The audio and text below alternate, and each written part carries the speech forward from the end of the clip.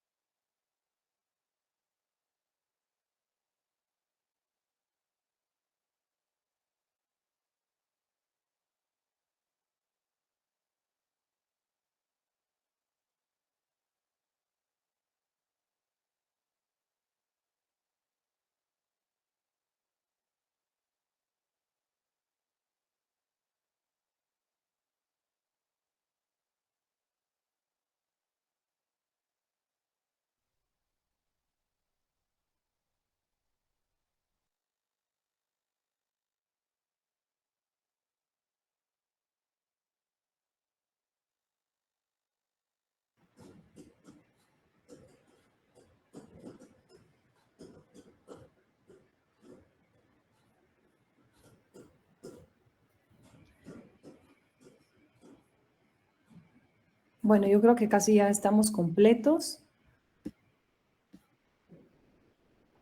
Sí ven mi pantalla, ¿verdad, chicos? Sí se Sí, ve, doctora. sí, doctora, sí se mira. Muy bien, perfecto. Y también me escuchan bien, ¿verdad? Se escucha nítido. Ok, perfecto. Gracias. Bueno, entonces vamos a iniciar con el tema de hoy. ¿verdad? Que como bien vemos ahí, pues son los tratamientos conservadores de la pulpa vital o también le podemos llamar la terapia pulpar vital, ¿verdad? Entonces, estos tratamientos la verdad es de que son bastante conservadores y creo que es importante, ¿verdad? Que sepamos hacerlos y que sepamos que podemos hacerlos, ¿sí? Entonces, ¿qué objetivos quiero que tengamos presentes el día de hoy? Que al terminar la clase, pues podamos nosotros decir cuándo podemos hacer este tipo de tratamientos conservadores, cómo los vamos a hacer y con qué los vamos a hacer. ¿Ok? Esto es lo que yo quiero que nos quede claro el día de hoy. La verdad que no es una clase muy compleja, tampoco va a ser muy larga, porque sí quiero que nos queden claros ciertos conceptos acá, ¿verdad? Entonces, cualquier cosa, si van dejando de ver mi pantalla o algo, me van avisando, ¿sí? Por favor. Entonces, quiero iniciar con esto, que recordemos un poquito los primeros días del curso y hablemos un poquito sobre qué es la endodoncia. A ver, un voluntario por ahí, por favor. Alguien que me quiera decir en sus palabras qué es la endodoncia. A ver, Anthony. ¿Qué Buenas tal, Anthony? tardes. ¿Qué tal, Anthony? Bien, gracias. Es la rama que se dedica, primero que nada, a aliviar los padecimientos pulpares.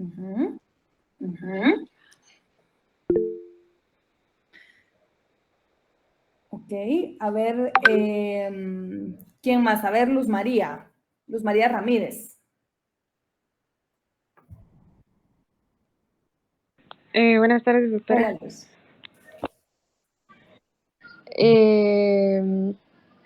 Pues endodoncia es como, o sea, por la palabra se entiende así como adentro del diente y pues básicamente lo que se hace es tratar o limpiar así como los conductos. Ok, muy bien, pero aquí dijeron algo importante, lo que está dentro del diente, ¿verdad? Entonces vamos a decir que es la rama de la odontología que va a estudiar las enfermedades de la pulpa y de los tejidos perirradiculares. Acá vamos a estar viendo tanto patologías pulpares como perirradiculares, ¿verdad? Pero no solamente es estudiar estas enfermedades, sino que saber tratarlas, ¿verdad? Como darles una curación tanto a los tejidos perirradiculares como al tejido pulpar. Entonces vamos a hablar específicamente de cómo vamos a tratar nosotros de curar esa pulpa cuando ya se ha sometido a ciertas injurias, ¿ok? Entonces, ¿por qué? Porque realmente nosotros no solamente debemos pensar en endodoncia, tratamiento de canales, no, sino que nosotros debemos de prevenir, ¿verdad? Que tengamos que hacer ese tratamiento de canales, ¿ok? Entonces, de eso es realmente lo que vamos a tratar hoy, ¿verdad? Entonces, ¿pero por qué creen que sería importante que salvemos la pulpa? ¿De qué nos sirve tener la pulpa en la pieza dental? A ver. ¿Quién opina por acá para que lo hagamos más ameno? Es una hora un poco pesada. Pienso, ¿verdad? Y ahorita. Porque es el órgano del diente, doctora, y es el que le da vida y lo nutre. Exacto, muy bien. Gracias, Briseida, ¿verdad? Sí, doctora. Muy bien, gracias, Briseida. Y con esto, pues vamos a pasar a la siguiente diapositiva, que también es un repaso de lo que estuvimos también viendo en algunas clases anteriores, que son las funciones de la pulpa, ¿verdad? Recorremos un poco sus funciones, ¿verdad? Su función formativa, porque siempre está formando la dentina, nutritiva, porque ayuda a mantener la función en general del complejo dentino pulpar, ¿sí? Que pues esta pues, nos da también su función defensiva como un medio de protección, nos avisa, nos alerta cuando está teniendo injurias, cuando de repente ya empezó alguna caries, cuando ya hubo un desgaste, cuando hubo una fractura, ¿verdad? O algo, entonces esta empieza a defenderse y al momento de defenderse pues también está la función sensitiva, entonces esta pues es la que nos da la propiocepción, ¿verdad? Nos está diciendo, miren, ahora pues los estímulos están llegando más cerca de la pulpa, entonces alerta, ¿verdad? Entonces todas estas funciones son importantes para que nuestra pieza pues obviamente pueda mantenerse sana. Acordémonos que realmente el mejor tratamiento es el que no se hace, ¿verdad? Entonces, entre menos hagamos, mejor, ¿verdad? Ok, entonces tenemos claras aquí pues las funciones ya de la pulpa, ¿verdad? Para ir recordando un poquito. Entonces, ¿qué es lo más importante previo a todo tratamiento odontológico? A ver, ¿quién me apoya por ahí? ¿Qué es lo más importante? También lo estuvimos viendo en las clases anteriores. ¿Qué es lo más importante previo a cualquier tratamiento odontológico? A ver, Manuel Díaz.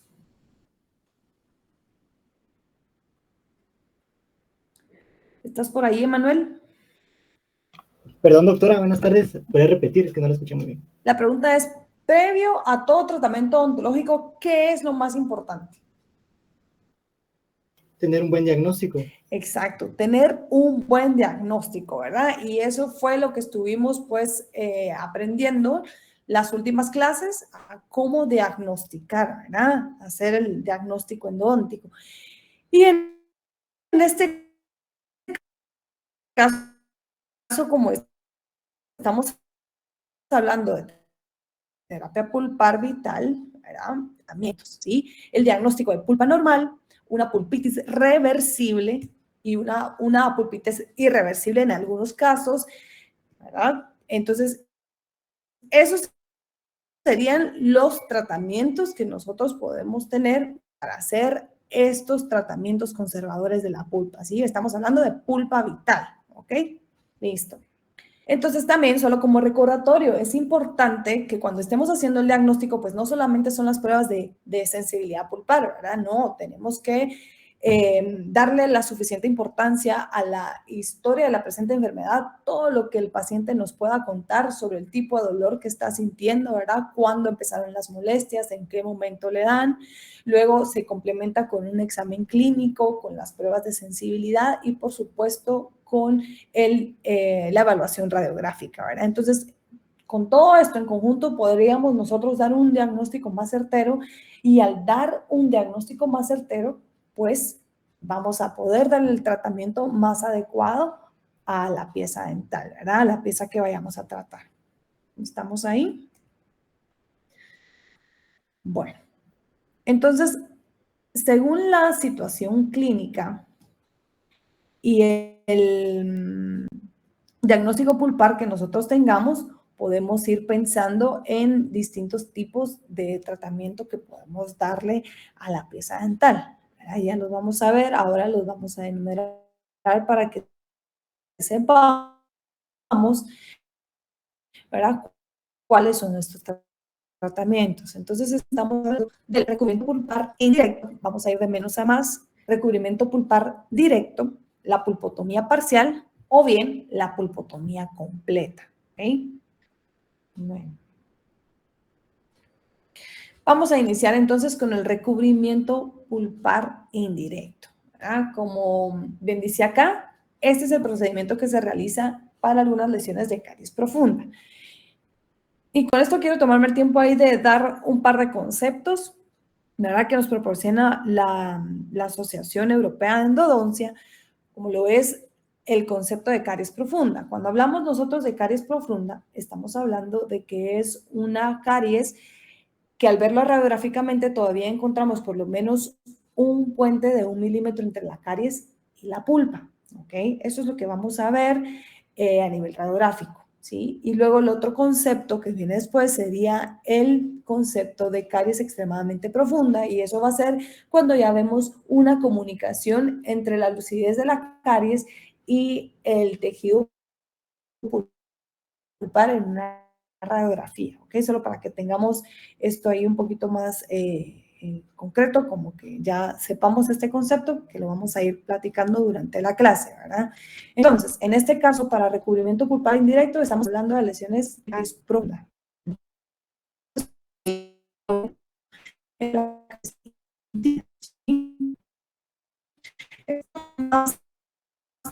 Vamos a hacer este recubrimiento pulpar indirecto, ok, ya eliminamos la caries, sabemos que ya estamos bastante cerca de la pulpa, entonces lo que queremos es recubrir, ¿verdad? Queremos sellar esos tubulillos, sabemos que entre más profundo, pues los tubulillos se van haciendo más permeables, más grandes, entonces queremos sellar y por supuesto necesitamos siempre que sea con material bioactivo para que podamos nosotros fortalecer, ¿verdad? Y podamos generar ahí ya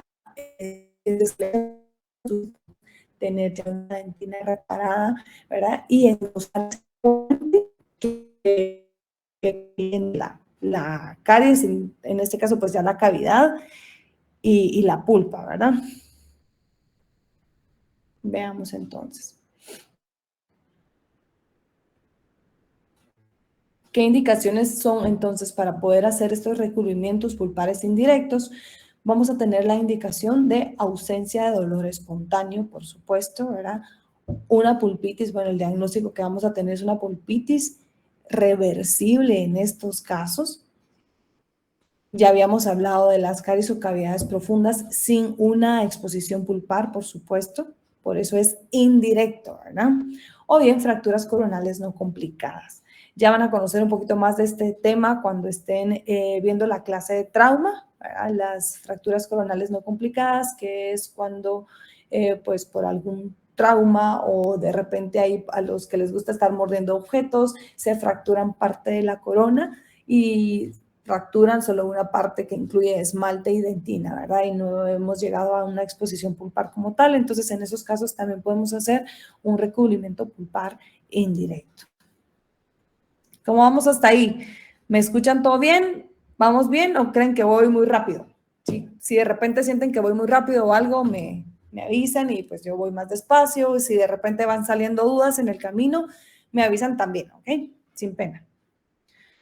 Entonces, el protocolo para el recubrimiento pulpar indirecto sería este. Siempre vamos a anestesiar, ¿sí? Primero, una buena técnica de anestesia.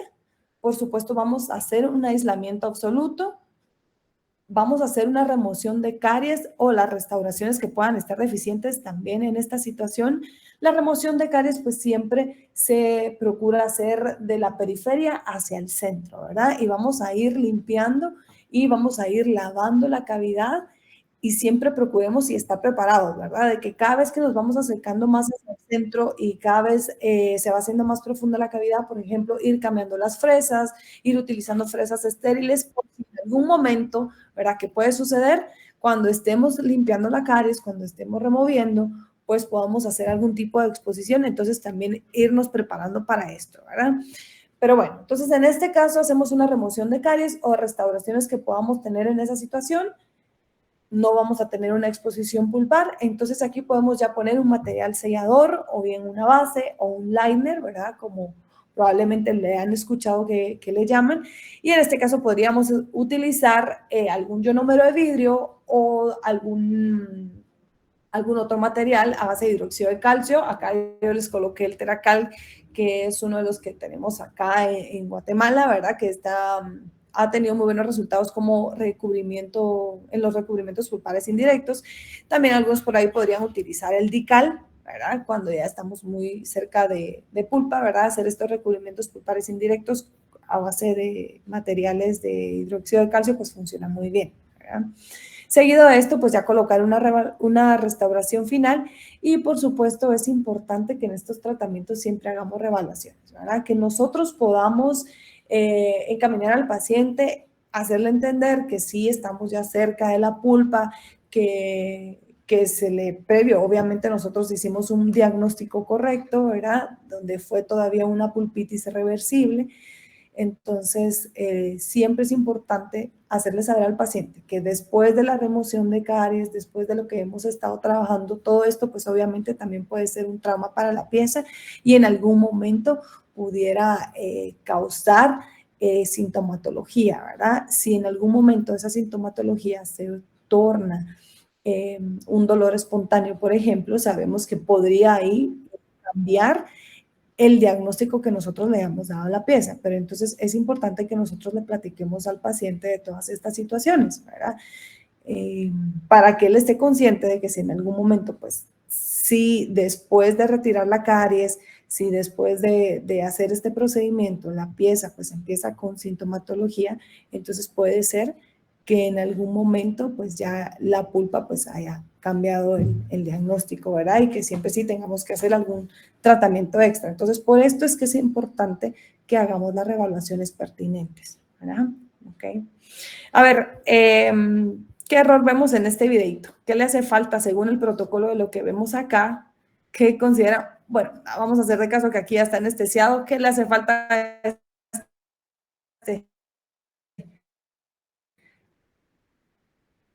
al video? A ver, chicos.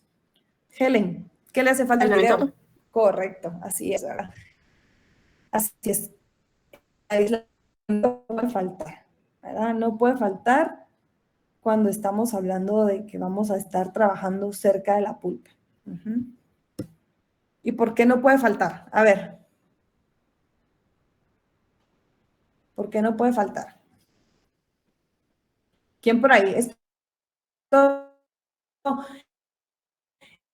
Esto lo platicamos en la clase que dio el doctor Alvarado de microbiología. Ya les dije todo. A ver, Marjorie, ¿por qué es importante el aislamiento absoluto? ¿Estás por ahí, Marjorie? Mallory, perdón. Mallory Maciel.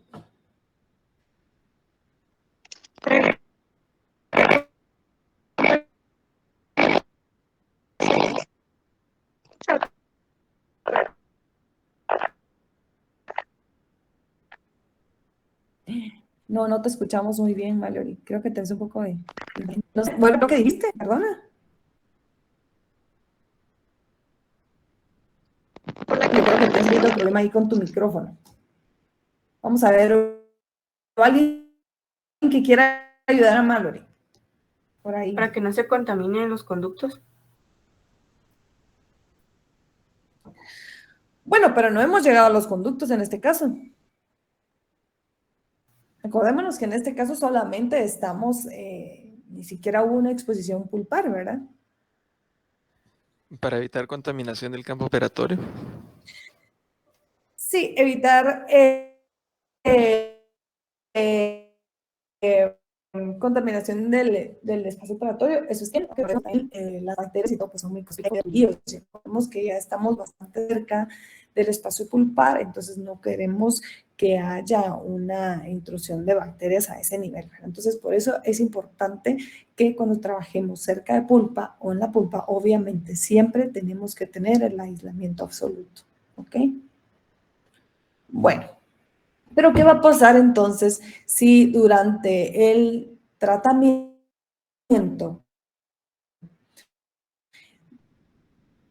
que nosotros probablemente habíamos, ¿verdad?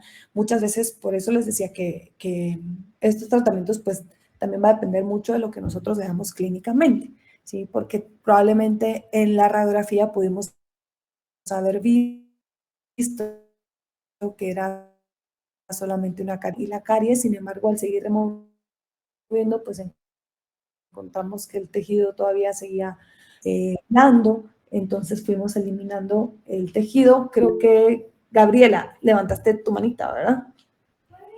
Sí, doctora, yo tengo una pregunta. Dime.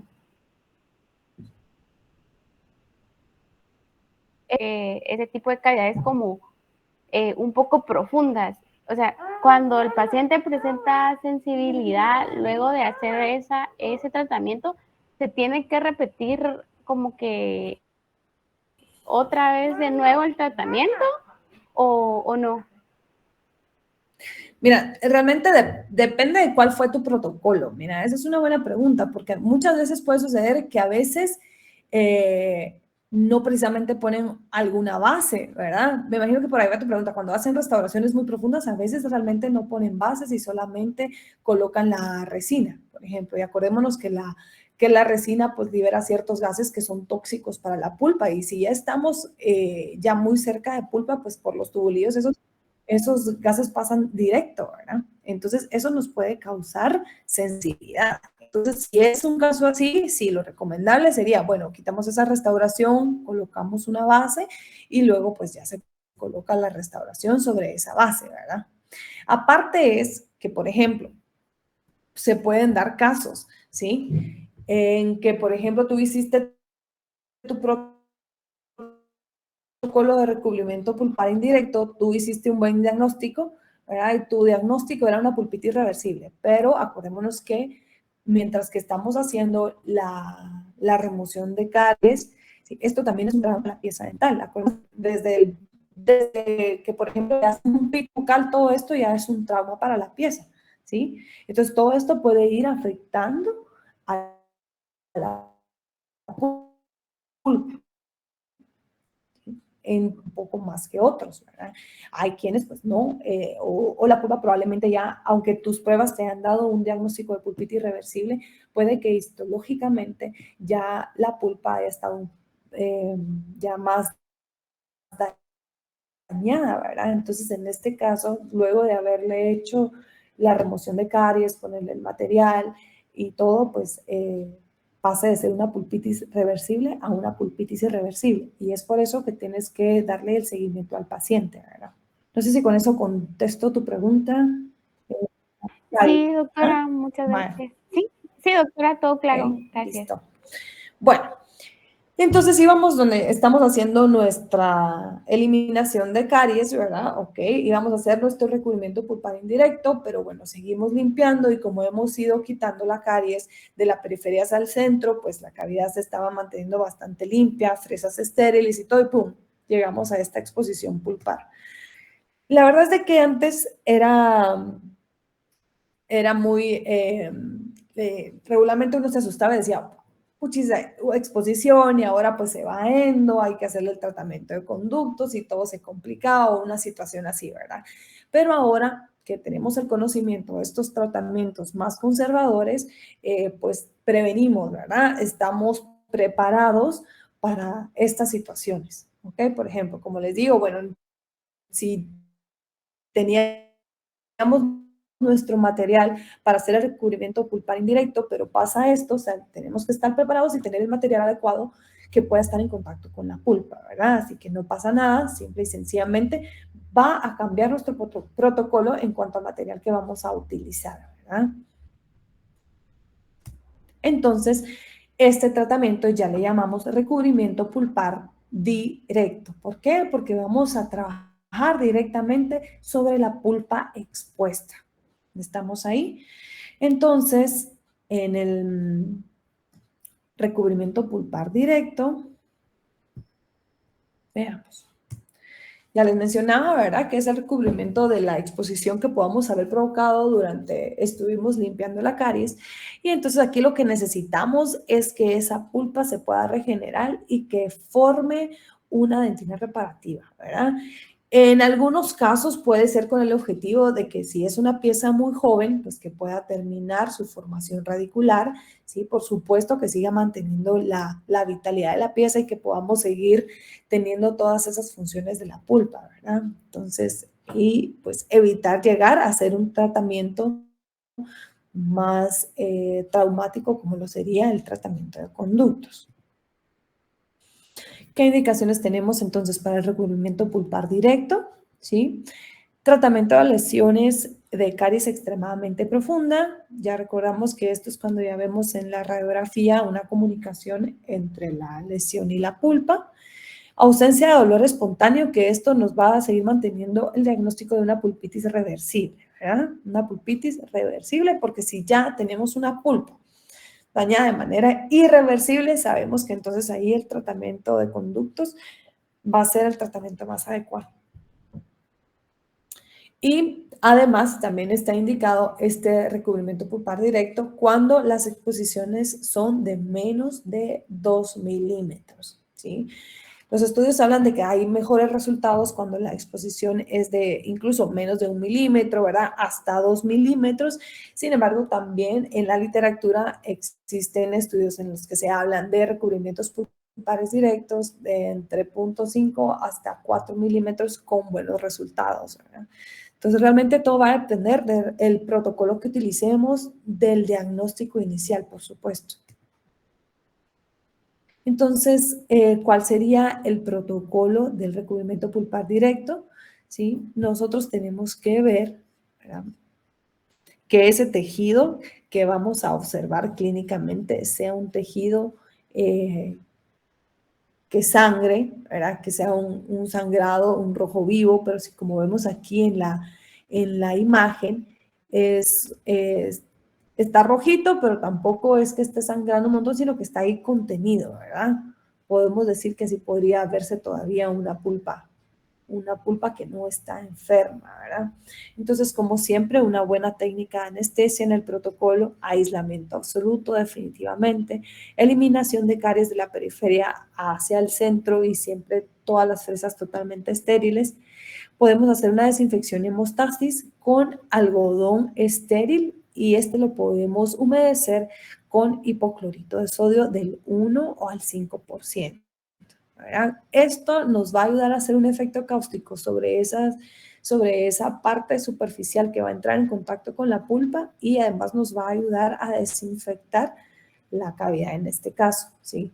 Tampoco es de que vayamos a tener totalmente embebido el algodón y que lo vamos a exprimir justamente adentro de la pulpa porque si no también la vamos a dañar de más, ¿verdad? Solamente nos va a ayudar a hacer la hemostasis y a desinfectar la cavidad, ¿ok? Luego, para esto vamos a utilizar el material para el recubrimiento pulpar directo, que en este caso van a ser un material biocerámico, ¿sí? Entonces, ya vamos a platicar un poquito más de este tipo de materiales. Me imagino que los han escuchado, que va a ser como el MTA o el Biodentin, en este caso.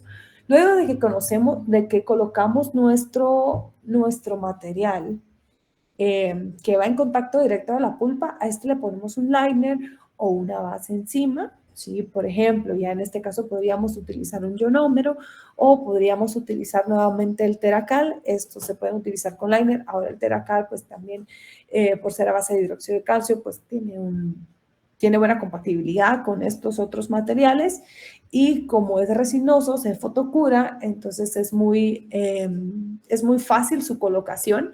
Entonces ya con esto tenemos sellado nuestro recubrimiento pulpar directo y sobre esto pues ya podemos pasar a hacer una restauración final.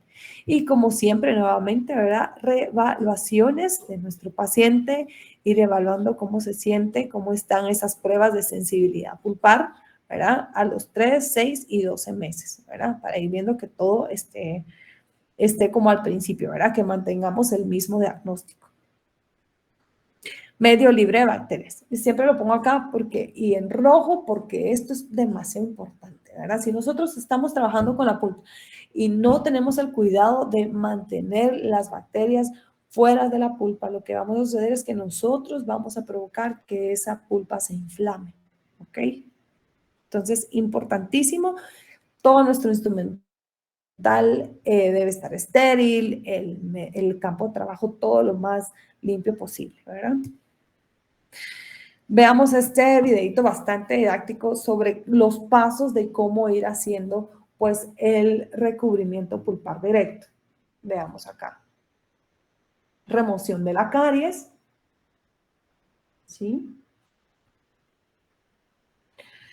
Remoción completa y ahí vemos que ya hay una exposición pulpar, ¿verdad? Entonces, luego de eso se va a proceder para hacer la limpieza de la cavidad, hemostasis con el hipoclorito.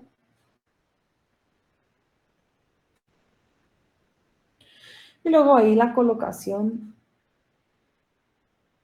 en este caso de MTA, ¿verdad? Nuestro material biocerámico, que va a ser un material bioactivo, biocompatible, que nos va a ayudar a formar ese puente dentinario. Luego acá se está haciendo la colocación de un liner para recubrir el material, ¿verdad? Ya sea el MTA o el Biodentin, para que luego sea un poco también más fácil colocar la restauración final.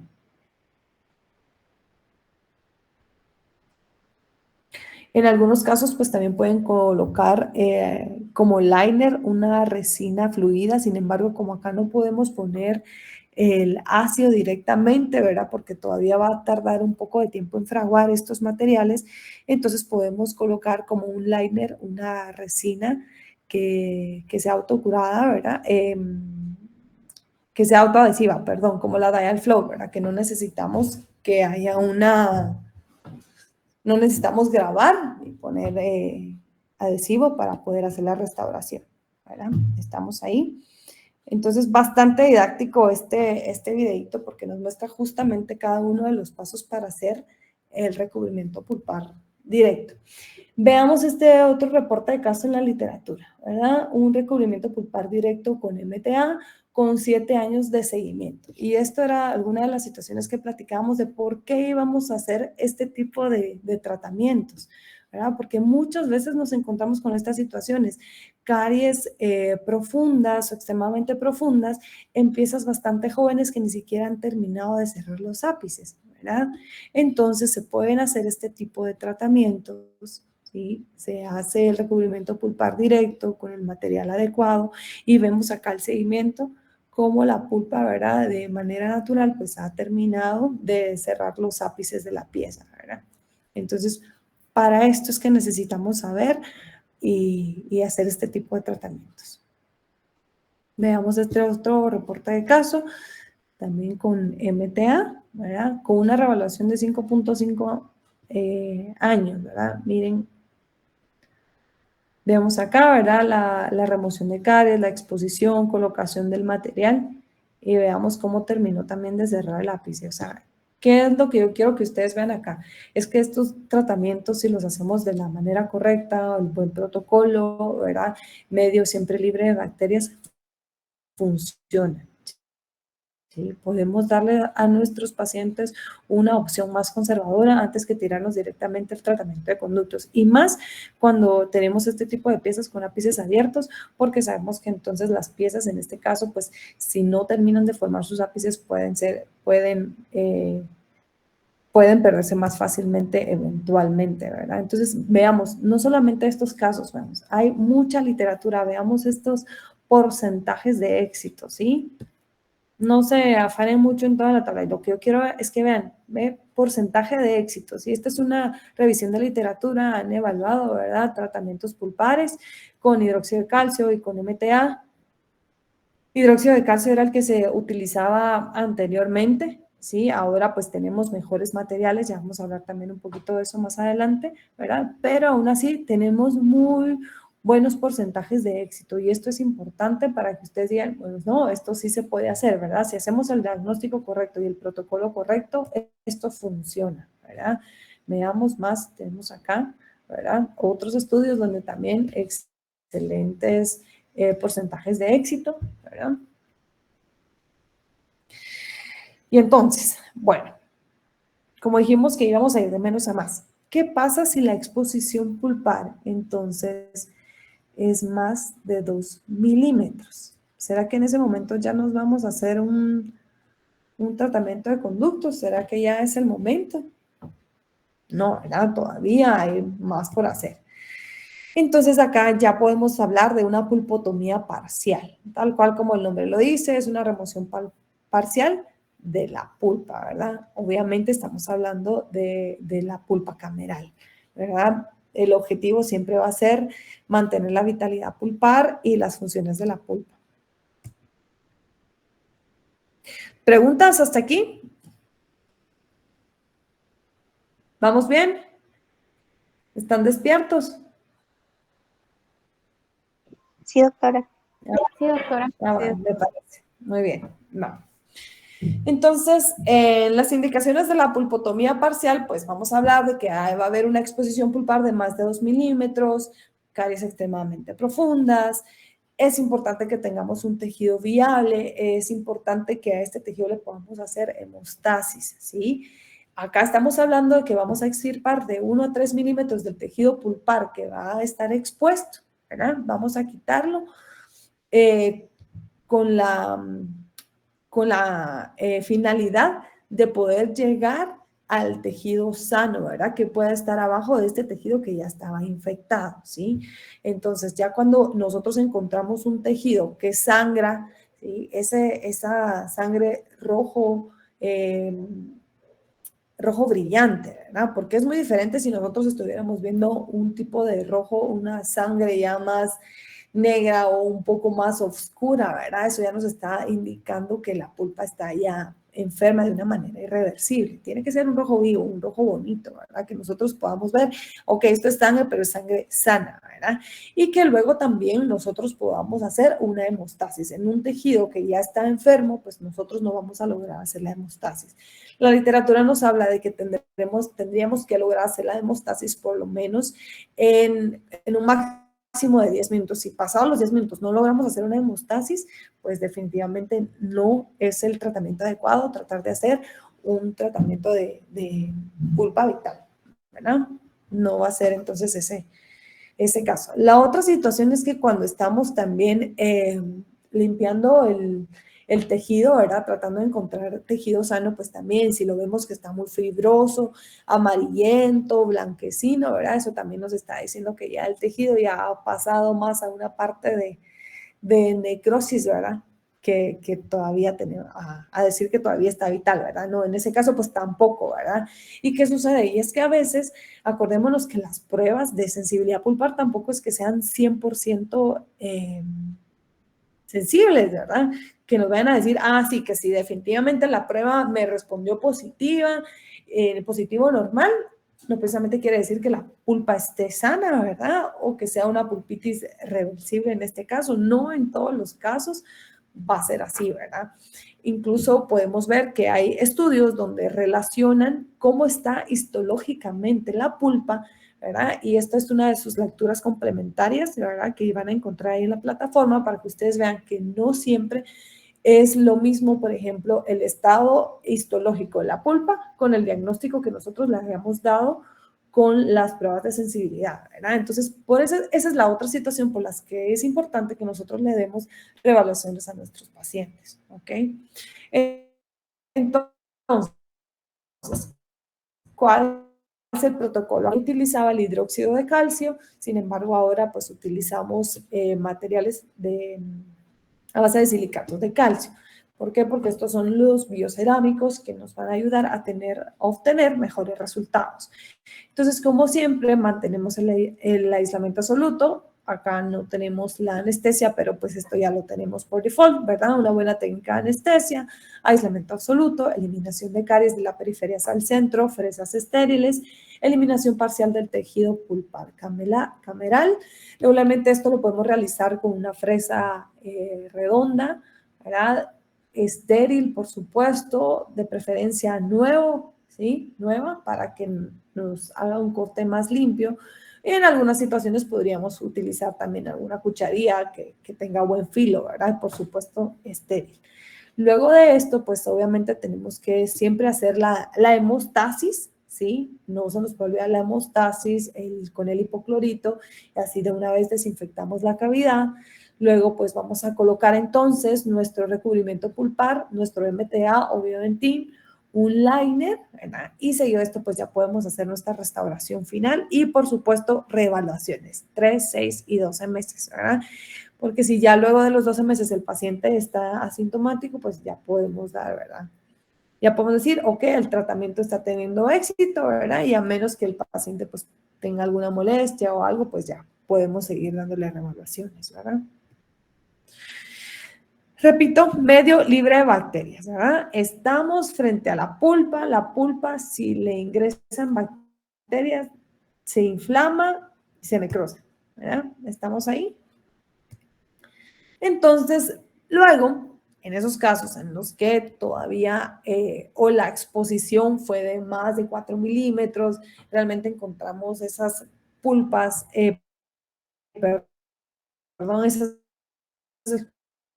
exposiciones pulpares ya cuadradas, regularmente primeras molares inferiores en los niños, ¿verdad? Que son las primeras a las que salen caries, y entonces llegan con unas caries enormes. Sin embargo, muchas veces estas piezas pues no tienen los ápices cerrados, ¿sí? Entonces, en estos casos podemos ya realizar unas pulpotomías completas, ¿sí?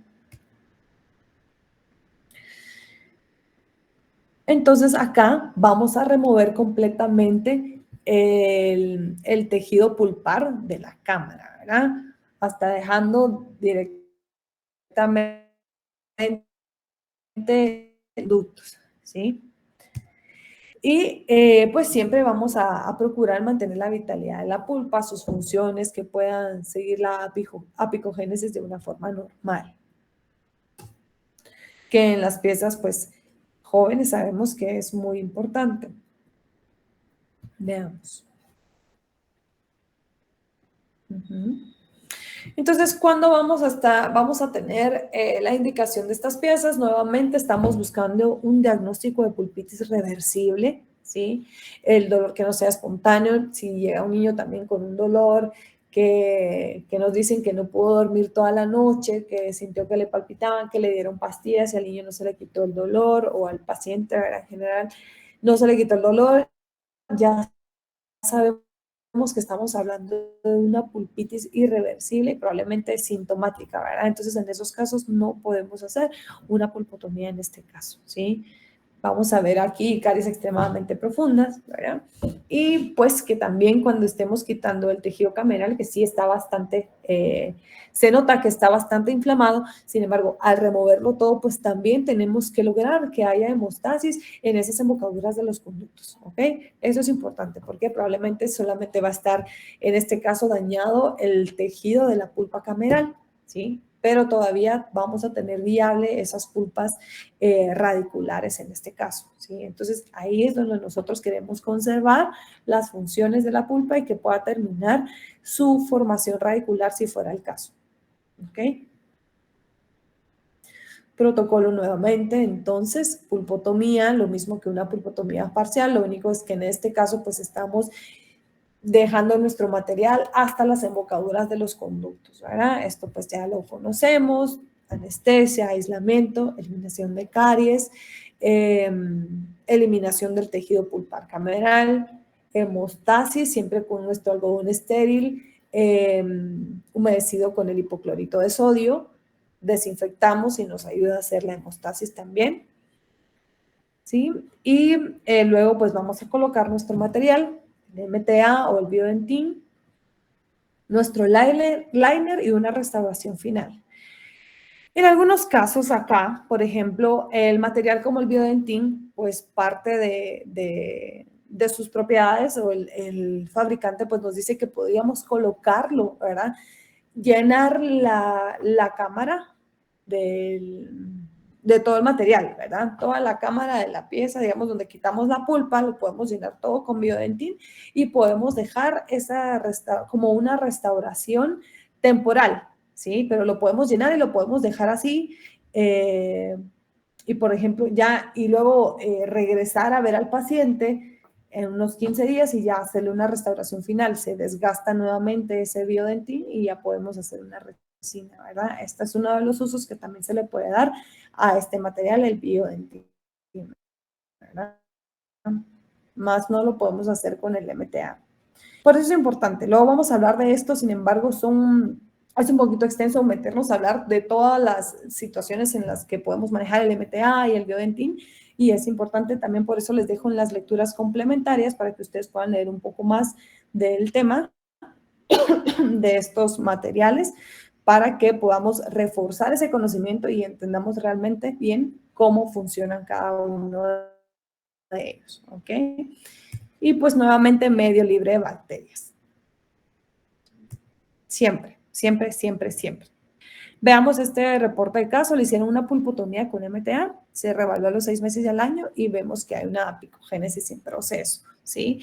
Veamos que no solamente podemos hacer pulpotomías en piezas posteriores, ¿sí? Alguna vez podríamos decir, bueno, solo porque es la pulpa cameral, en piezas posteriores, hasta la embocadura. No, también podemos hacerlo en piezas anteriores, como lo es en este caso, ¿verdad? Se remueve toda la pulpa de la cámara pulpar, ¿verdad? Se coloca, en este caso colocaron el MTA, luego pusieron una restauración de resina y le han ido dando las revaluaciones y acá podemos ir viendo, ¿verdad? Cómo se está terminando de formar la raíz, cómo se van engrosando las paredes de la raíz y eso nos está diciendo que el tratamiento está siendo exitoso. Veamos este otro reporte de caso, un pacientito de 8 años, una pulpotomía con MTA. Una pulpotomía completa. Veamos acá, era lo que hablábamos. Aquí removieron totalmente el tejido cameral, ¿sí? Ya aquí vemos el material biocerámico, en este caso el MTA, hasta las embocaduras de los conductos, ¿sí? Vemos. Reevaluación al año y a los 7 años. Veamos cómo estaban acá los ápices todavía abiertos, ¿verdad? Veamos cómo va ya esta piecita, ¿verdad? En excelentes condiciones, ya los ápices totalmente cerrados y la piecita pues cumpliendo su función en boca, ¿verdad? Sin necesidad de haber hecho un tratamiento de conductos completo. Veamos este otro. Veamos, acá fue un caso de una pulpitis irreversible, ¿verdad? Le hacen una pulpotomía total con biodentín y de repente esto puede darnos un choque un poquito ahí complicado diciendo de que solo podíamos hablar de pulpas dañadas reversiblemente. Sin embargo, este es un caso de una pieza todavía con ápices abiertos, ¿verdad? Y son tratamientos que podríamos hacer en piezas totalmente así jóvenes, ¿verdad? Que no han terminado de cerrar ápices. ¿Por qué? Porque todavía hay mucha vascularización, tenemos muchas células viables en este caso y probablemente sí, el diagnóstico fue una pulpitis irreversible, sin embargo, pues tratando de ser conservadores y procurando, ¿verdad? Sabiendo que cuando tenemos ápices abiertos tenemos mucha viabilidad de la pulpa, entonces se hacen estos tratamientos, ¿verdad? Y sí, se logran también buenos resultados y si logramos hacer, en este caso, pues también, por ejemplo, seguro que se logró hacer una hemostasis, ¿verdad? Entonces, y un buen protocolo, el material adecuado y se logran buenos resultados, ¿verdad? Sí, ok. Entonces, nuevamente, en esta revisión de literatura nos hablan de pacientes en los que se les hicieron pulpotomías completas, ¿verdad? Con hidróxido de calcio y el MTA. Y vemos también que hemos tenido muy buenos resultados. O sea, ¿los tratamientos funcionan? Sí, sí funcionan si los hacemos de la manera correcta. ¿Ok? Con esto solo quiero recordarles, ¿verdad? Lo que veníamos platicándoles en cada protocolo. Medio libre de bacterias. Lo hablaron en la clase de microbiología, ¿verdad? El estudio de Kakehashi, donde se deja claro que los culpables de la inflamación pulpar son las bacterias, ¿verdad? Son los microorganismos, ¿sí? Entonces, esto es lo que tenemos que tener claro siempre. Si nosotros vamos a trabajar cerca o ya en pulpa, tenemos que tener el medio más estéril posible. De lo contrario, nuestro tratamiento no va a funcionar, ¿sí? Bueno, ¿cómo vamos hasta aquí? ¿Dudas? ¿Todo bien? Si pueden poner su manita para saber que vamos bien. Ok, perfecto. Gabriel Monroy levantó la mano. No, me equivoqué de reacción, perdón. Ah, ok. Muy bien, ok, listo. Sigamos entonces. ¿Qué propiedades tienen que tener entonces los materiales que vamos a utilizar para la terapia pulpar vital? ¿Sí? Tienen que tener una capacidad selladora. Tienen que ser definitivamente biocompatibles, no tóxicos, no reabsorbibles, radioopacos, porque necesitamos ver que realmente estén colocados donde nosotros queremos, ¿verdad? Al tomar una radiografía, deben ser bacteriostáticos, o sea, que no necesitamos que nos ayuden a controlar el nivel bacteriano donde estén, y por supuesto que sean bioactivos. ¿Qué quiere decir esto? Que nos ayuden a que las células de la pulpa puedan repararse, ¿verdad? Sí, en este caso, pues formar el puente dentinario cuando estamos en contacto directamente con la pulpa. Y aquí menciono algunos, ¿verdad? Como el hidróxido de calcio, el MTA, el biodentín, el Teracal. Son algunos de los que tenemos acá en Guatemala. La verdad es de que anteriormente también se utilizaba en algunos otros, como el óxido de zinc y eugenol, ¿verdad? Incluso en algunos casos utilizaban el formocresol, a veces para hacer hemostasis. Por ahí van a escucharlos, ¿verdad? Simplemente ahora pues está esto ya descartado, ya no utilizamos porque se sabe que esto es mucho más dañino para la pulpa, ¿verdad? En lugar de ayudar, pues no, ¿verdad? Incluso se encontraron mutaciones en las células pulpares, en los estudios donde se veían estos materiales en directo con las células de la pulpa. Entonces, veamos. La verdad es que el hidróxido de calcio fue por mucho tiempo el de excelencia, ¿verdad? Para utilizar en estos tratamientos pulpares y bien que venía funcionando, ¿verdad? Entonces, como vieron en los estudios, pues aunque fuera con el hidróxido de calcio, pues tenían altos porcentajes de éxito, ¿sí? Sin embargo, ahora pues se sabe que los puentes dentinarios que forma el hidróxido de calcio no son tan estables, son un poco porosos, ¿verdad? Y en algunos casos, pues también no tiene una capacidad selladora adecuada, ¿verdad? Entonces, puede interferir en el resultado a lo largo del tiempo del éxito del tratamiento, ¿sí? Entonces fue algo, pero ahora ya tenemos los materiales, en este caso podríamos decir casi idóneos, para entrar en contacto con la pulpa, como lo es el MTA, ¿verdad? Que fue pues desarrollado por Dravinidad desde 1993. Entonces, es desde entonces que se ha venido estudiando este material y pues que se ha dado excelentes resultados al estar en contacto con la pulpa, ¿sí? Entonces vamos a utilizar ya sea el MTA, que es un agregado de trióxido mineral. Acá vamos a encontrar MTAs de diferentes marcas, ¿verdad? Entonces, sin embargo, la verdad es de que ustedes van a ir conociéndolos, muchas veces va a depender de la forma en que se manipulan, ¿verdad? Ustedes van a ir conociéndolos y van a ir diciendo, bueno, este me gusta un poco más, ¿verdad? Vamos a encontrarlo en gris y vamos a encontrarlo en blanco también, y esto va a depender. Por ejemplo, cuando trabajemos en piezas anteriores, probablemente vamos a utilizar un blanco porque evita pues la pigmentación, ¿sí? de las piezas, y en posteriores pues probablemente podríamos utilizar un gris porque no vamos a tener tanto problema con la parte estética, ¿verdad? ¿Qué propiedades tiene entonces el MTA? Tenemos un tiempo de fraguado entre 3 a 4 horas y 24 horas por completo, ¿sí? Tenemos un pH de 12.5, lo que le da también su propiedad antimicrobiana.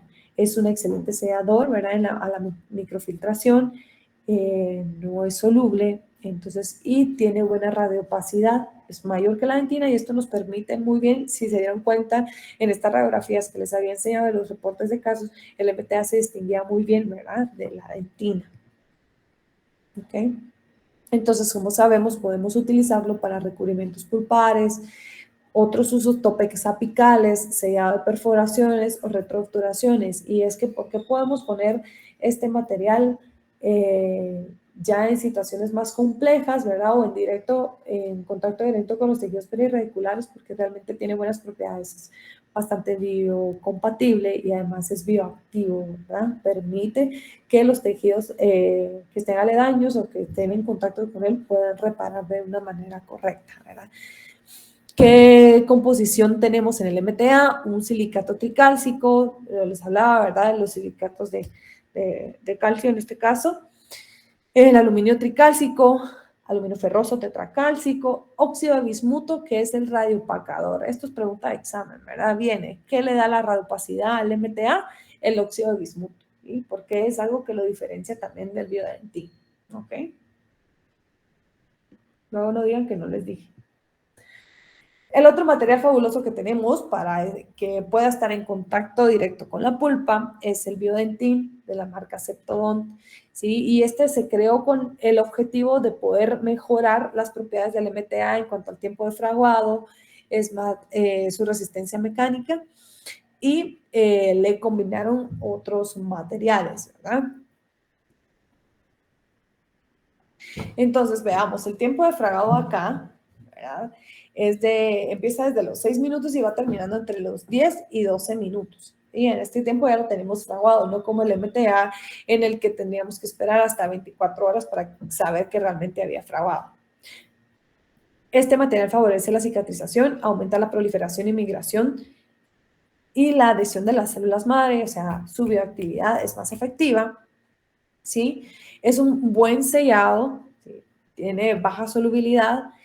Aquí la mayor desventaja podríamos decir que su radiopacidad es mínima, ¿verdad? Entonces cuesta un poco diferenciarlo entre la dentina, ¿verdad? Ya cuando estamos tomando las radiografías, entonces eso puede darnos a veces un poquito de problema.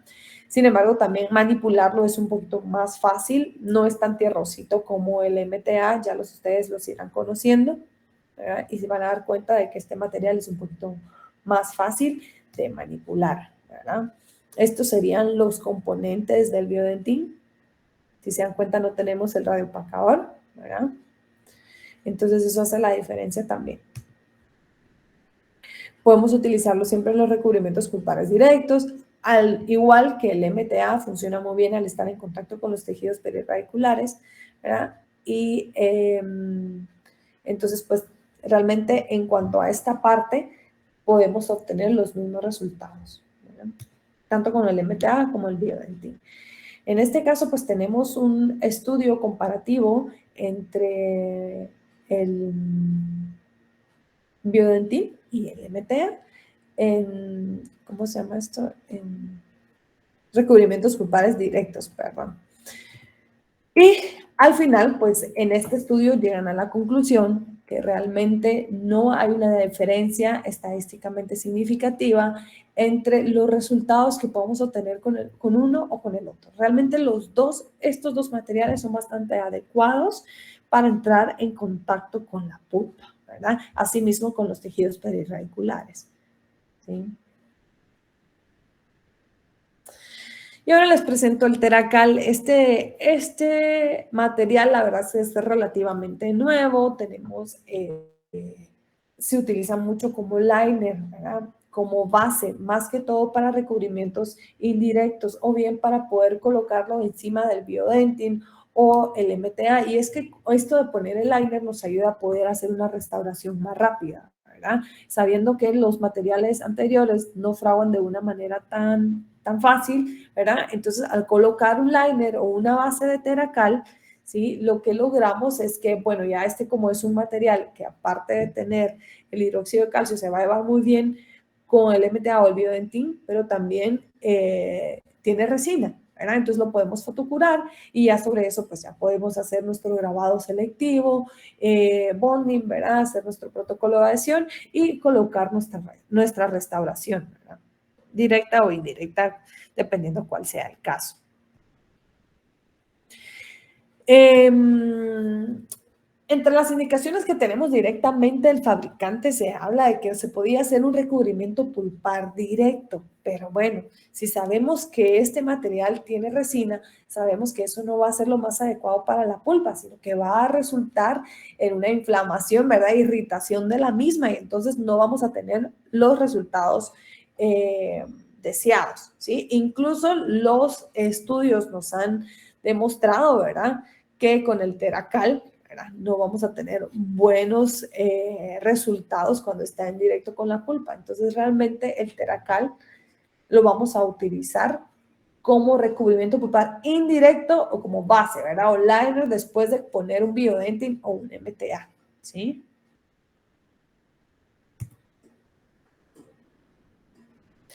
Veamos este casito. Acá tenemos un casito de recubrimiento pulpar directo. Veamos, acá se eliminó la caries, ¿verdad? Se procuró hacer de manera de afuera hacia adentro, ¿verdad? De la periferia al centro. Luego, pues se hizo ahí la exposición pulpar. Se desinfecta, obviamente, ¿verdad? Colocamos nuestro algodón estéril con hipoclorito para desinfectar y para hacer la hemostasis. Se coloca ahí nuestro material biocerámico, en este caso el MTA, ¿verdad? Para recubrir directamente la pulpa expuesta. Luego se le colocó, en este caso, Teracal justamente, ¿verdad? Así es como se ve. Ya luego pues podemos fotocurar y sobre eso pues ya más fácil poder colocar una resina, ¿verdad? Ya sobre eso podemos hacer nuestro grabado selectivo y poder poner una resina, ¿verdad? En este caso es probable que al paciente le iban a poner una incrustación eventualmente, ¿verdad? Entonces se puede quedar solamente con una resina y ya luego pues el paciente poder hacerse su restauración final, ¿ok? Veamos este casito radiográfico nada más, veamos una caries extremadamente profunda, ¿verdad? Con un diagnóstico adecuado, pues sabemos que podemos hacer este tipo de tratamientos, ¿sí? Si se dan cuenta, casi se ve un poco la radiopacidad. Entonces, en este caso sí fue un caso con biodentin. Si se dan cuenta, se parece mucho a la radiopacidad de la dentina, entonces a veces eso nos puede perder un poquito, ¿verdad? Y ya luego pues una resina. ¿Qué dicen ustedes? En este caso, ¿creen que podríamos hacer un recubrimiento pulpar?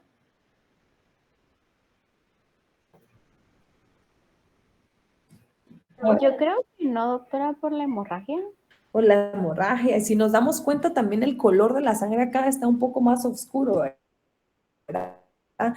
Y esto les quería ejemplificar justamente, aparte de, vean esa hemorragia profusa, ¿verdad? O sea, imagínense lograr hacer hemostasis ahí, no creo que nos lleve, no creo que lo logremos en 10 minutos, definitivamente no.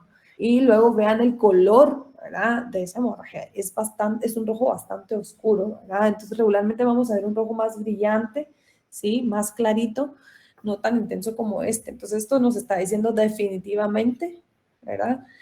Que la pieza, pues, o la pulpa en este caso está dañada irreversiblemente, ¿verdad?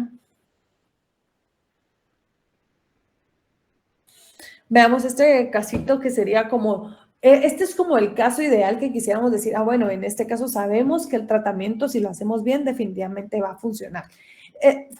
Este es un caso de un dense vaginatus, ¿sí? Se le diagnostica como una pulpa normal, realmente la paciente estaba totalmente asintomática, pero necesitaban eliminar el tubérculo porque no estaba dejando que la pieza llegara a su posición correcta dentro del plano cruzal por el tubérculo, ¿verdad? El dense vaginatus en este caso. Entonces había que removerlo. Si se dan cuenta en la radiografía ya se ve que aquí está un poco la prolongación de la pulpa, pero lo vamos a ver un poco mejor en estos cortes tomográficos. Vemos, ¿verdad? Que la pulpa se mete directamente en el cuernito del dense vaginatus, ¿verdad? Entonces sabíamos que al momento de cortarlo, de retirarlo, íbamos a exponer esa pulpa, una pulpa que estaba totalmente sana, ¿verdad? Una piecita que estaba joven, ¿verdad? Estaba sana, entonces, bueno, obviamente el aislamiento absoluto, ¿verdad? Se hace la remoción del tubérculo, se dio pues entonces la exposición pulpar, entonces hay una limpieza del área con el hipoclorito de sodio, se le coloca directamente, en este caso, así es como se presenta el biodentin, ya lo van a ver ustedes, y se colocó directamente sobre la exposición pulpar. Y sobre eso, pues un ionómero de vidrio como temporal en ese caso. Luego, pues eventualmente se le hizo a los 3 meses y la paciente se le hacen las pruebas de sensibilidad para ver que todo se mantenga bien. Y encontramos una prueba fría, una palpación negativa. Siempre es importante hacer el sondeo, ¿verdad? También se encontraba dentro de lo normal.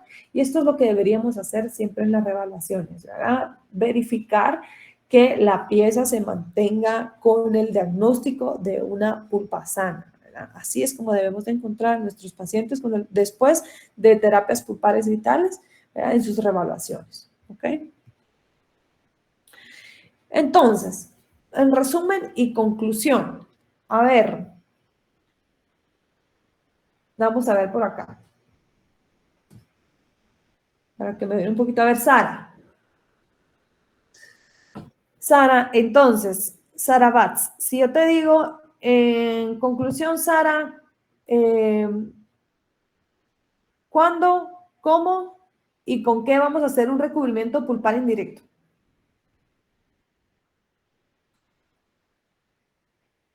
¿Estás ahí, Sara? Sí, doctora, buenas tardes. Hola. Hola. Tal vez, ¿cómo dijo? O sea, Ajá, ¿cuándo? ¿Cuándo vamos a hacer un recubrimiento pulpar indirecto? cuando ya hay exposición de la pulpa. Tum, tum, tum. A ver, ¿quién le ayuda a Sara? Recubrimiento pulpar indirecto, dije.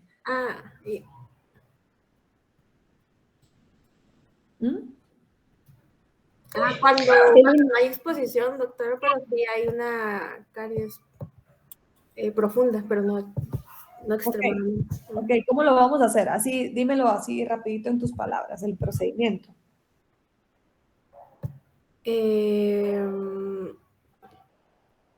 Pues primero la anestesia, el aislamiento, toda la remoción de las caries, o si tiene alguna restauración al paciente, removerla también. Okay. Como usted dijo, de la periferia hacia el centro. Muy bien. Ajá. Ir lavando siempre. Pues también colocar el material base, que puede ser el ionómero de vidrio o el teracal. Ajá. Muy bien. La restauración final y las revaluaciones. Excelente, muy bien. Sabe, dijiste algo importante, ir lavando. Y no solamente me recordé de algo que también es importante que tomemos en cuenta, que cuando estemos haciendo este tipo de terapias también que tengamos una buena turbina con suficiente irrigación, ¿verdad? Si nosotros estamos trabajando con una turbina que no saca mucha agua, entonces vamos a estar recalentando la pulpa. Y entonces ahí también son esos casos en los que incluso cuando estemos haciendo solamente trabajos de operatoria, si no usamos una turbina con buena, después de que hacemos las restauraciones o bien estos tratamientos, aunque hagamos todo bien, todo estéril, el protocolo correcto, pero no nos percatamos de que nuestra turbina estuviese irrigando bien, entonces nosotros mismos estamos matando un poco más la pulpa cada vez que le pasamos el fresazo. ¿Oyen? Entonces es muy importante también que verifiquemos que haya buena irrigación con nuestra turbina. Ok, listo. Gracias, Sara. Muy bien. Entonces, el recubrimiento pulpar directo. A ver, Susi Ruiz. Lo realizamos cuando hay una lesión extremadamente de caries. Tiene que haber, o bueno, no tiene que haber dolor espontáneo. Y ahí sí tomamos en cuenta los 2 milímetros que tiene que haber de exposición pulpar. Muy bien, ajá, menos de 2 milímetros, ¿correcto? Ese es, ¿Con qué lo vamos a hacer? Ajá. Doctora, en el directo es que es menos de 2 o más de 2, porque... Menos de 2. ¿Y en el indirecto? En el indirecto no, no hay exposición, no hay exposición de la pulpa, es cierto, es cierto. Ajá, exacto. Sí, eso. Ok, ¿y con qué vamos a hacer nuestro recubrimiento ahí? Ahí también colocamos un liner. Bueno, limpiamos y esa parte era la que también mencionaba de que el sangrado no tenía que ser demasiado turbio, por decirlo así. Ajá. Porque sí, pues ahí ya no lo hacemos, ¿verdad? Exactamente, que podamos lograr la hemostasis, ¿verdad? Ajá. Y luego de limpiar y colocar o lograr la hemostasis, colocamos un liner o el recubrimiento. Bueno, ahí usamos el Biodentin. Ok, ajá. Primero el recubrimiento pulpar directo, ¿verdad? Después el liner. Después el liner. Y después la restauración final. Correcto. Doctora, una pregunta. Ajá. En este tipo de decisión de cuál utilizar, ¿en qué nos basaríamos? Aparte de las ventajas que usted ya nos mencionó, tendríamos que tener como, no sé, algo como un tip probablemente para poder elegir alguno de ellos, de esos dos, o de los que nos mencionó. En cuanto a los resultados que vamos a obtener, por ejemplo, con el MTA y el Biodentin, con los dos vamos a tener los mismos resultados. ¿Qué desventajas podríamos tener en algunos casos? Es que el MTA probablemente nos pueda causar un poco más de pigmentación. Entonces, si vamos a hacer piezas anteriores, mejor si utilizamos Biodentin, ¿verdad? Ahora en piezas posteriores, pues podemos utilizar cualquiera de los dos. Pero si no tienes Biodentin y tienes el MTA y te toca trabajar una pieza anterior para hacerle un recubrimiento, pues igual le puedes poner MTA, ¿verdad? No hay ningún problema. Pero en este caso, pues yo te diría que esa podría ser un factor de decisión. Bueno, si voy a trabajar piezas anteriores, utilizo Biodentin porque sé que me va a pigmentar menos o no me va a pigmentar. Y si hacen posteriores, pues puedo usar el MTA, ¿verdad? Ok, muchas gracias. Y otra última cosa que solo recuerdo que en algún momento mencionaron que el Biodentin era más caro, creo, que el MTA. Entonces esa creo que también sería como una de las... También podría ser un factor, ¿verdad? También podría ser un factor de que es un poquito más caro.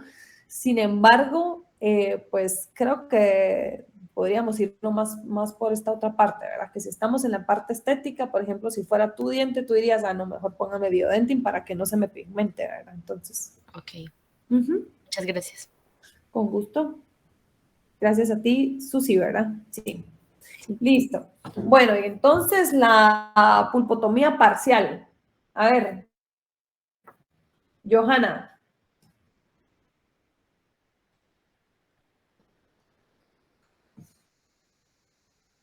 Johanna Pérez, ¿estás por ahí? Johanna Pérez. Perdón, doctora, por medio de chat está contestando Johanna Pérez. Ah, ya lo vi, tienes razón, doctora, gracias. Hola, Johanna, ¿no puedes hablar? En el micro, ok. Está bien, entonces vamos a pedirle a alguien más de tus compañeros por acá. Vamos a ver. O alguien que ayude a Johanna por ahí, que quiera contarnos, a ver, así en sus palabras, rapidito. ¿Cuándo, cómo y con qué? La pulpotomía parcial. Si no, le vamos a preguntar, a ver, Ronaldo Ochoa.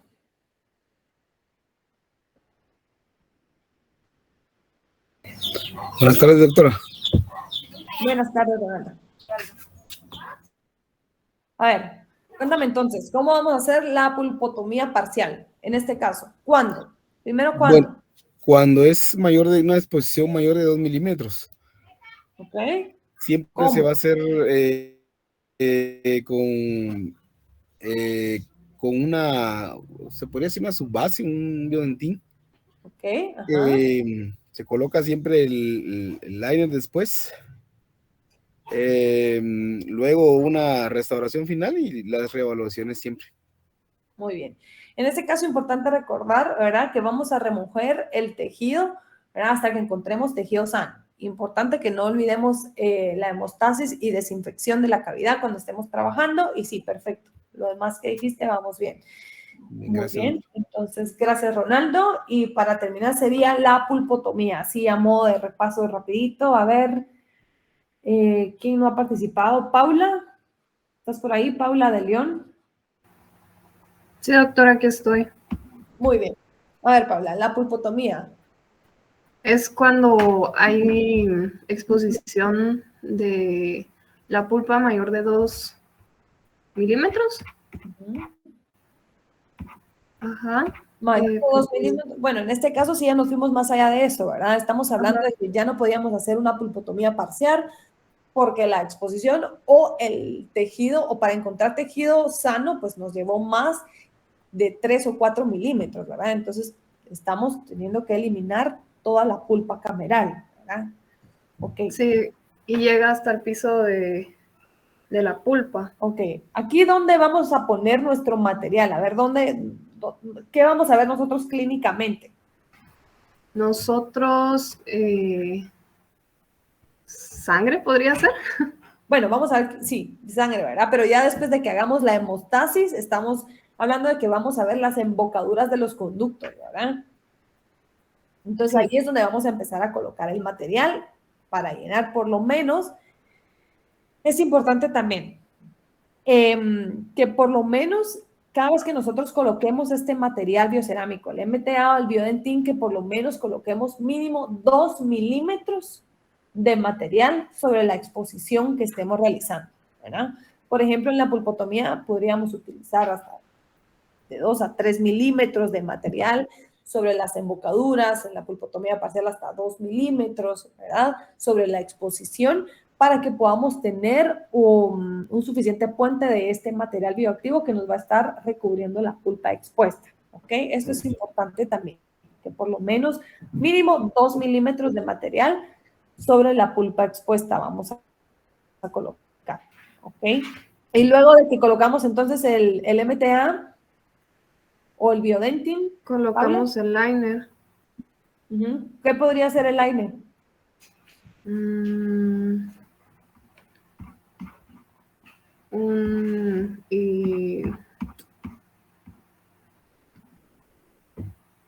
ionómero de vidrio, tal vez.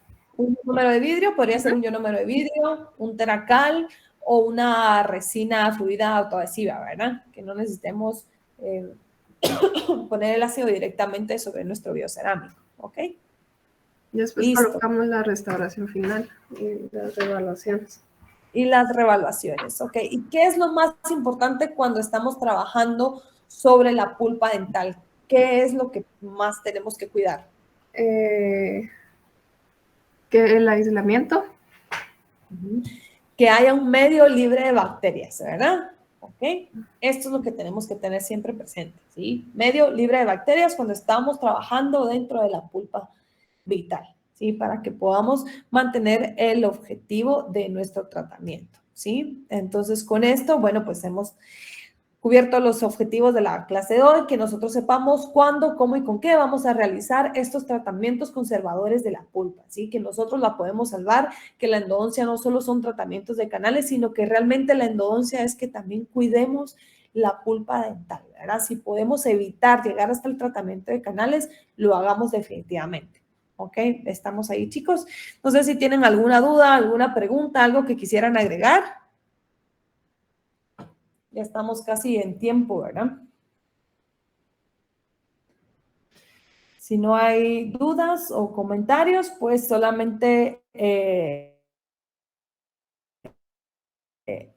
les cuento que dejé unas lecturas complementarias. Es importante que podamos reforzar el conocimiento de hoy, ¿verdad? La verdad es de que podríamos, hay mucha información, ¿verdad? Tanto en los materiales como de los procedimientos. Entonces es importante que leamos siempre un poquito más, que formemos nuestro propio criterio. Y aparte de la lectura importante con fines de examen, va a ser el capítulo también 23 del libro de las vías de la pulpa, edición 11. Yo les voy a subir el link del libro, sin embargo, este solo está en inglés. Si alguien lo consigue en español y lo puede